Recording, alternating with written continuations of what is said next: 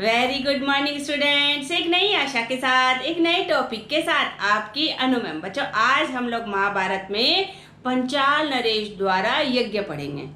पंचाल नरेश को जब से पांडव बंदी बनाकर द्रोणाचार्य के समक्ष लाए थे, तब से वह उनसे बदला लेना चाहता था। गुरु द्रोण ने गुरु दीक्षिणा के तौर पर सभी राजकुमारों से पंचाल नरेश को कैद करके लाने के लिए कहा। अर्जुन ने न केवल पंचाल नरेश द्रुपद को कैद किया, बल्कि उसके सभी मंत्रियों को भी बंदी बनाकर गुरु द्रोण के समक्ष उपस्थित कर दिया। बंदी बने द्रुपद को जब द्रोण ने देखा तो अपने मित्र को उन्होंने आश्वस्त करते हुए कहा, मित्र घबराओ मत, मुझसे किसी प्रकार का भय मत खाओ, क्योंकि तुम अपनी मित्रता भूले थे, मैं अपनी मित्रता नहीं भूला हूँ। तुम राजगद्दी के मद में इतने अंधे हो गए थे कि तुम्हें अपना मित्र भी दिखाई नहीं दे रहा था, लेकिन तुमने मेरा अपमान किया था, इसलिए मुझे तुम्हारा राज्य छीनना पड़ा और तुम्हें बंदी बनाकर यहाँ लाया गया। लेकिन चिंता मत करो, मैं तुम्हें आधा राज्य देता हूँ, क्योंकि मेरा मित्र बनने के लिए भी तो तुम्हें राज्य की आवश्यकता होगी, क्योंकि तुमने ही कहा था कि राजा का मित्र केवल राजा ही हो सकता है, बराबर की हैसियत वालों से ही मित्रता की जा सकती है, इसलिए मैं तुम्हें आधा राज्य देता हूँ। द्रोणाचार्य का बदला पूरा हो चुका था, उन्होंने अपने मित्र को माफ भी कर दिया और उसका राज्य उसे लौटाकर उसे ससम्मान पंचाल देश भेज दिया गया। लेकिन द्रुपद के मन में द्रोण से बदला लेने की भावना पनपने लगी। उसके जीवन का लक्ष्य ही बन गया था कि द्रोणाचार्य से बदला लेना है। द्रोण से बदला लेने के लिए द्रुपद ने अपना पूरा जीवन तपस्या में लगा दिया।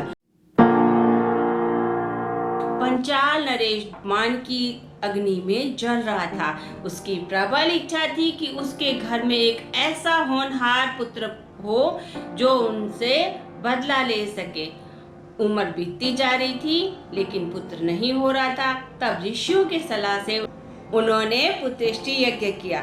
जब यज्ञ समाप्त हुआ तो उसकी अग्नि से एक पुत्र प्राप्त हुआ, जिसका मुखमंडल सूर्य के समान दमक रहा था, जो देखने से ही एक बलिष्ठ योद्धा लग रहा था। यज्ञ से उत्पन्न हुए पुत्र के होते ही एक देववाणी हुई, द्रुपद, यह तेरा जीव पुत्र है और इसका नाम दृष्टुमन रखना। यह तेरी सारी इच्छाओं को पूरा करेगा। तभी हवन कुंड से एक अद्वितीय कन्या उत्पन्न हुई, जिसके मुखमंडल बहुत ही सुंदर था, जिसके नयन नक्श बहुत ही तीखे थे, बाल सुंदर, चमकीले और घने थे। पुनः आकाशवाणी हुई, द्रुपद, ये तेरी पुत्री है, इसका नाम कृष्णा रहेगा।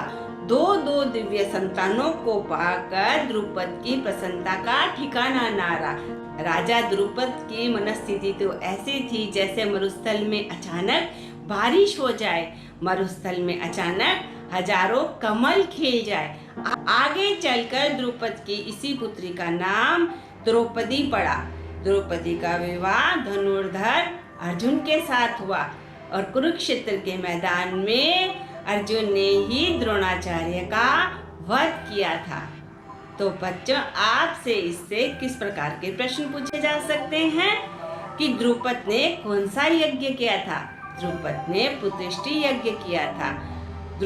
हवन कुंड से कौन अवतरित हुआ? हवन कुंड से कौन कौन अवतरित हुए? हवन कुंड से पहले द्रुपद का पुत्र दृष्टुमन उत्पन्न हुआ और उसके बाद में उसकी